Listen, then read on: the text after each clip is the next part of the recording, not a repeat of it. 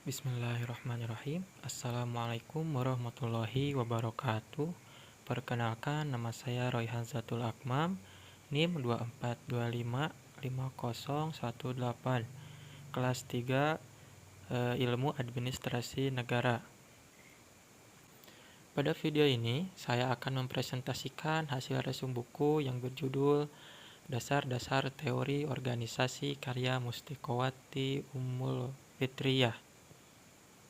Buku tersebut membahas secara komprehensif konsep-konsep fundamental yang berkaitan dengan organisasi, mulai dari pengertian organisasi, kepemimpinan, komunikasi, kerja tim, konflik, hingga pengelolaan sumber daya manusia. Buku ini sangat relevan sebagai landasan pembahasan bagi mahasiswa maupun praktisi organisasi. Pada pembahasan pertama, buku ini membahas konsep dasar teori organisasi. Organisasi dipahami sebagai wadah kerjasama antara dua orang atau lebih yang terstruktur dan terkoordinasi untuk mencapai tujuan bersama. Teori organisasi menjelaskan bagaimana organisasi dibentuk, dikelola, dan dikembangkan agar dapat berjalan efektif dan efisien. Dalam bab ini juga dijelaskan berbagai tipe organisasi, baik formal maupun informal, serta karakteristik organisasi seperti adanya tujuan, struktur, pembagian tugas, dan sistem kerja. Organisasi dipandang sebagai sistem terbuka yang selalu berinteraksi dengan lingkungan eksternal, sehingga perubahan lingkungan sangat mempengaruhi keberlangsungan organisasi. Pembahasan berikutnya yaitu kepemimpinan dalam organisasi. Kepemimpinan merupakan kemampuan seseorang dalam mempengaruhi, mengarahkan, dan memotivasi orang lain untuk mencapai tujuan organisasi. Seorang pemimpin tidak hanya memiliki jabatan, tetapi juga tanggung jawab moral dan sosial. Bab ini membahas hakikat pemimpin, tugas dan fungsi kepemimpinan, serta berbagai gaya dan tipe kepemimpinan. Efektivitas kepemimpinan dipengaruhi oleh faktor kepribadian pemimpin, karakter bawahan, situasi kerja, serta budaya organisasi. Pembahasan berikutnya yaitu komunikasi organisasi. Komunikasi organisasi adalah proses penyampaian pesan antar anggota organisasi guna mendukung pencapaian tujuan. Komunikasi menjadi penghubung utama antara pimpinan dan anggotanya. Bab ini menjelaskan jenis-jenis komunikasi organisasi seperti komunikasi vertikal, horizontal, dan diagonal. Selain itu, dibahas pula berbagai hambatan komunikasi seperti perbedaan persepsi dan kurangnya keterbukaan, serta cara mengatasinya melalui komunikasi yang efektif dan empatik. Pembahasan berikutnya yaitu team building. Team building merupakan proses membangun kerjasama tim agar lebih solid, produktif, dan harmonis. Tujuan utama team building adalah meningkatkan kinerja tim dan kualitas hubungan kerja. Bab ini membahas tipe-tipe tim, tantangan dalam kerja tim, serta langkah-langkah membentuk tim yang efektif. Tim yang sukses dicirikan oleh adanya kepercayaan, komunikasi terbuka, komitmen, dan tujuan yang jelas.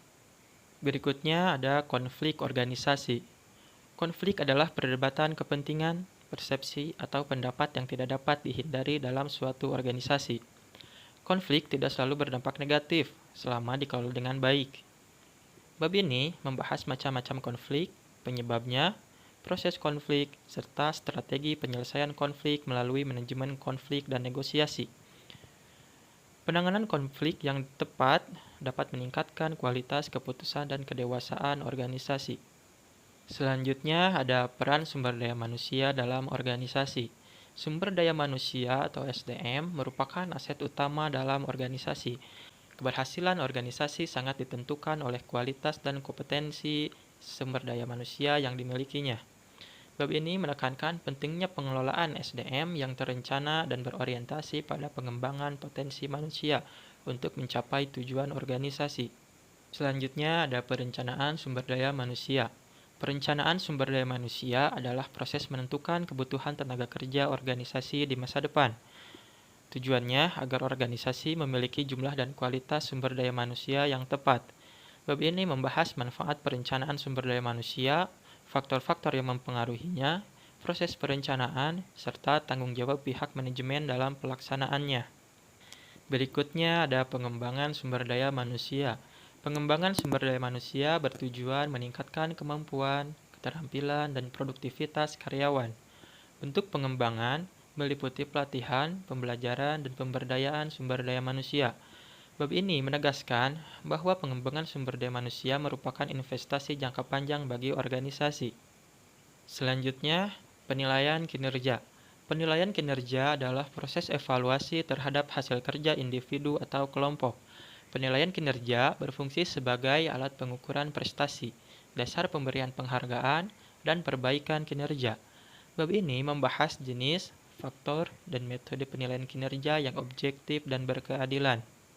Sebagai penutup, buku ini menegaskan bahwa keberhasilan organisasi tidak hanya ditentukan oleh struktur dan aturan, tetapi juga oleh kualitas sumber daya manusia di dalamnya.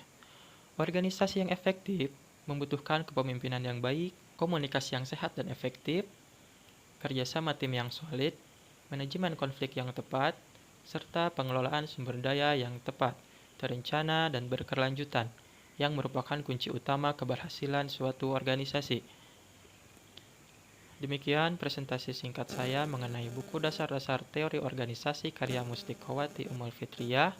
Semoga dapat menambah pemahaman kita tentang pentingnya organisasi di dalam kehidupan kita sehari-hari. Terima kasih. Assalamualaikum warahmatullahi wabarakatuh.